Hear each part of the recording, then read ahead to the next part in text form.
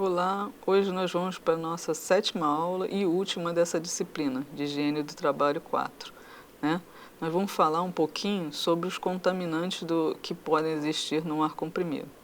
Quando a gente fala do ar comprimido, ele pode ter diversas utilizações, mas a gente tem que entender que se o nosso ar ele já é contaminado, o ar comprimido também pode ser. Então a gente tem que analisar a qualidade desse ar comprimido, né? E a gente tem aí legislações internacionais que vão falar sobre isso também, de qual é a qualidade adequada para cada tipo de utilização. Mas só para vocês terem ideia, a gente tem aí alguns tipos diferentes de ar, né? Eu posso estar tendo o ar que vai ser utilizado para respiração, como é o caso do mergulho, como é o caso de você ter em hospitais e diversos outros que eu vou ter que ter um ar com uma qualidade adequada, porque as pessoas vão estar respirando esse ar. Mas eu também posso ter o ar sendo utilizado para processos, né? Processos industriais, onde que ele faz parte de um sistema que vai compor algumas coisas, como alimentos, como indústria farmacêutica, que então também tem que ter a qualidade adequada para aquele tipo de produto.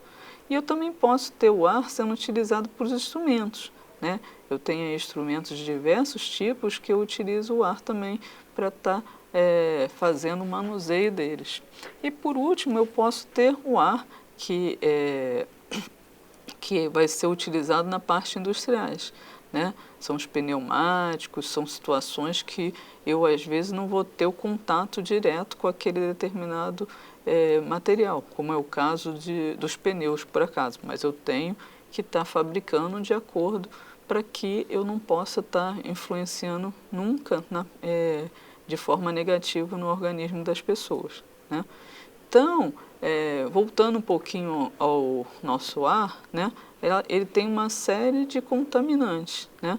Eu tenho partículas sólidas, eu tenho dióxido de carbono, tenho monóxido de carbono, eu tenho aí água, eu tenho diversos outros, gás carbônico, né? Tenho diversos outros agentes que vão estar sendo influenciados, vão estar influenciando o nosso ar.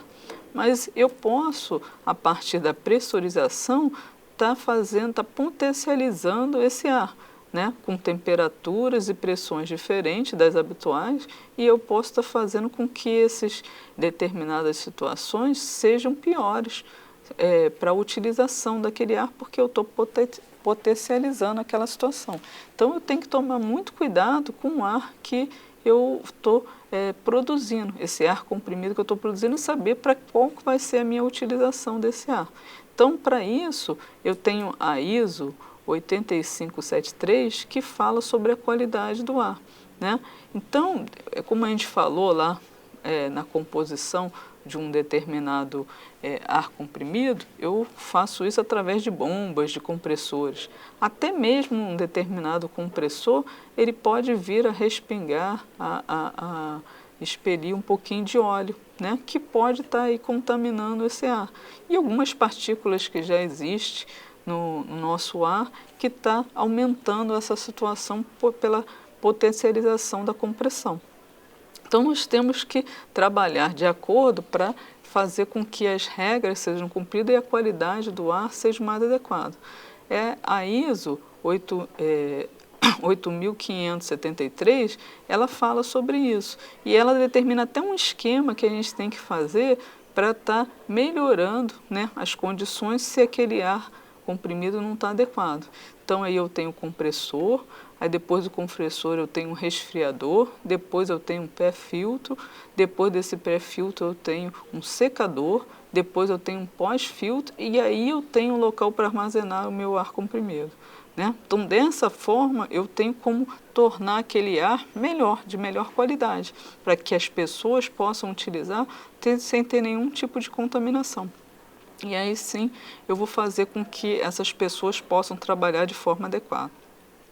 Então, na nossa apostila, nós temos, através dessa ISO 8573, a gente tem aí um esquema apropriado para que você torne essa qualidade do ar mais apropriada, né? Então a gente vai ter aí o compressor, os diversos tipos de compressor.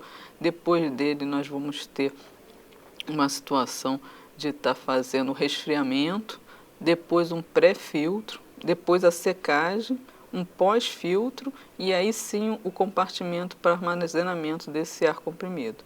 Então faz com que em determinadas situações você crie uma situação melhor para aquele determinado ar comprimido, né? E para que você possa estar fornecendo esse ar comprimido com uma qualidade adequada para o trabalho, né?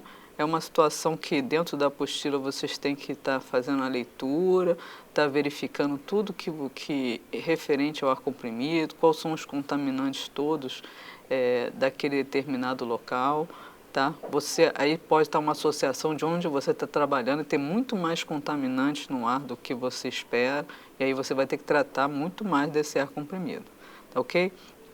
Espero que vocês façam uma leitura completa da apostila, já que a gente está chegando ao fim dela, e é uma matéria que vai ser muito utilizada para quem quer fazer esse tipo de trabalho. Às vezes a pessoa trabalha com solda e vai fazer soldas em plataformas, etc. São trabalhos que são muito bem remunerados, então aprendam sobre ele, porque apesar de serem muito bem remunerados, trazem um risco grande na vida da gente.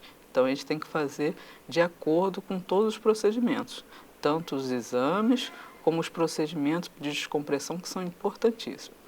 Então até a próxima disciplina, né? E estudem bastante.